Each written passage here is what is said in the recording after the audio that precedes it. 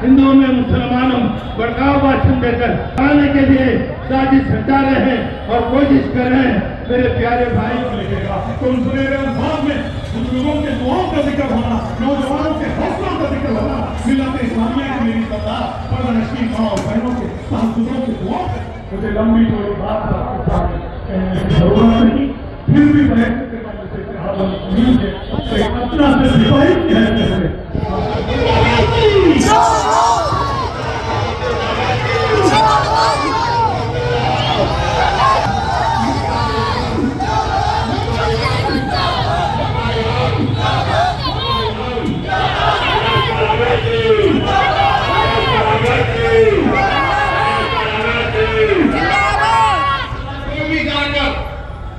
कोई भी जाकर ये कहेगा कि मुझे इन 3 नामों पर ऑब्जेक्शन है, ये भारत के शहरी नहीं है, तो बल्दिया का ऑफिसर इकबाल साहब से कहेगा, कौसर मोइनुद्दीन से कहेगा, लायक अली से कहेगा कि अब तुम्हारी जिम्मेदारी है कि तुम साबित करो कि तुम भारत के शहरी हो। अब आप बताइए इकबाल साहब, अपने दादा का बर्थ सर्टिफिकेट कहां से लाएंगे? लायक अली कहां से लाएगा? और आपको मालूम भारत में शायद 7 या 8% लोगों के पास पासपोर्ट है। बर्थ सर्टिफिकेट का कानून बना 1960 में। मेरे भाई, ये लोग एनपीआर एनआरसी के जरिए कमजोरों को, मजलूमों को भारत की शहरियत से देख लो, ये इन्होंने काम किया है और बोलते दहशतगर्दी को हम बर्दाश्त नहीं करेंगे। अरे तुमने दहशतगर्दों को छोड़ा, तुमने बच्चियों के खातिर पर अस्मत रेजी करने वालों को छोड़ा, तुमने नहीं देंगे तो आप बोल दो खड़े होके, जो बच्चे पैदा नहीं कर रहे उन्हीं के उठाना हमको। अच्छा, ये एमपी साहब कैसा पैदा हुए नहीं मालूम, इनको कौन जले?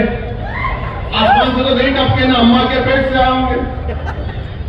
मैं बोल दिए, आप बताइए, बेरोजगारी इस मुल्क के नौजवानों का मुकद्दर बन गया, मगर नौजवानों के हाथ में क्या बता दिया गया?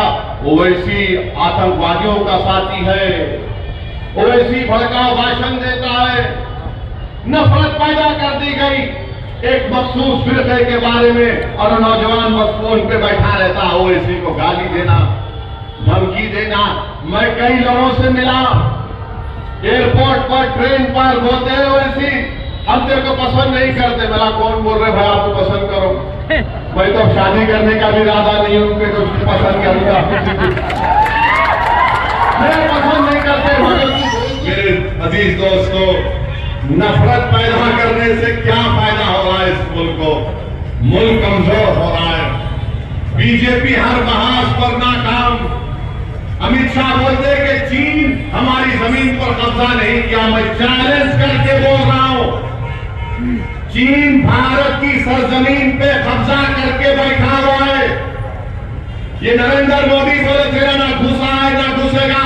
अरे 56 इंच का सीना है तो लेके चलो पूरे मीडिया को। डीजीपी की प्रेस कॉन्फ्रेंस हुई पूरे मुल्क के, उसमें लद्दाख की डीजीपी ने कहा कि 65 पेट्रोलिंग पॉइंट में से 25 पर हम नहीं जा सकते। मोदी जी 25 पेट्रोलिंग के अवली वक्तों में आप निकलकर अपने वोट का इस्तेमाल करिए। ये क्या पोलिंग परसेंटेज हमारा है?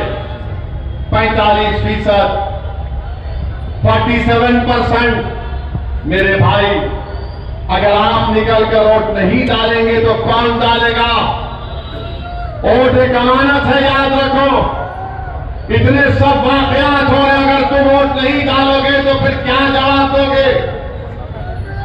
जब घरों को तोड़ा जा रहा है, क्या तुमको नजर नहीं आ रहा कि कोई इशारे से तीर मारने की बात कर रहा है? अगर कोई तीर मारने की बात कर रहा है और तुम अपने उंगली को जुम्बिश नहीं दोगे तो फिर कब बेदार होगे? कोई तीर मारने की बात कर रहा है, इशारा दे रहा है, और तुम अपनी उंगली को दबा नहीं सकते उस बटन पर जाकर। उठो मेरे भाई, जाओ पोलिंग बूथ को, जिसका नाम है पोलिंग बूथ को जाइए, जमानत जब्त करवाइए बीजेपी की इंशाअल्लाह ताला, मगर सिर्फ तालियां मारने से नहीं होगा, सिर्फ तालियां मारने से बोलने से नहीं होता। बूथ को जाना है, पोलिंग बूथ को जाकर जहां पे पतंग का निशान नजर आया, दबा के बोलना इशरत के लिए मार रहा हूं वोट मजलिस के हक में। जहां पर बूथ को जाएंगे तो बोलना तीर मारने वालों ने इशारा किया, अब मैं अपनी उंगली से पतंग पर बटन दबा रहा हूं। जब बूथ को जाएंगे, जिन्होंने मुख्तार को जहर दिया, हम पतंग पर बटन दबाएंगे, ऐसे नहीं होगा। सिर्फ तालियां मारने से बोलने से नहीं होता। बूथ को जाना है, पोलिंग बूथ को जाकर जहां पे पतंग का निशान नजर आया, दबा के बोलना इशरत के लिए मार रहा हूं वोट मजलिस के हक में। जहां पर बूथ को जाएंगे तो बोलना तीर मारने वालों ने इशारा किया, अब मैं अपनी उंगली से पतंग पर बटन दबा रहा हूं। जब बूथ को जाएंगे, जिन्होंने मुख्तार को जहर दिया, हम पतंग पर बटन दबाएंगे। क्या आप ये काम करेंगे?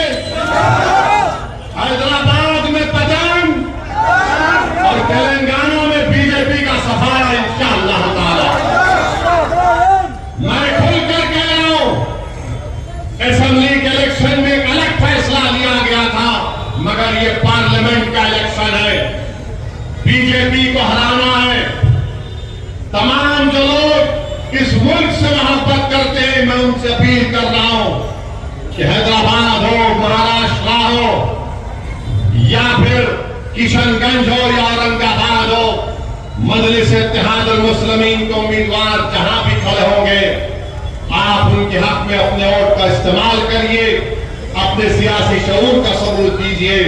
मुझे इजाजत दीजिए, मुझे या खुदपुरे में एक और जलसे में जाना है। मैं आपसे इजाजत चाहता हूं। अस्सलाम वालेकुम व रहमतुल्लाहि व बरकातहू।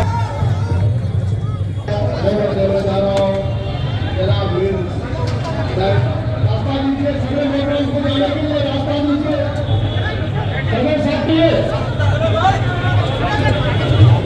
मजलिस इत्तेहादुल मुस्लिमीन का कैबिनेट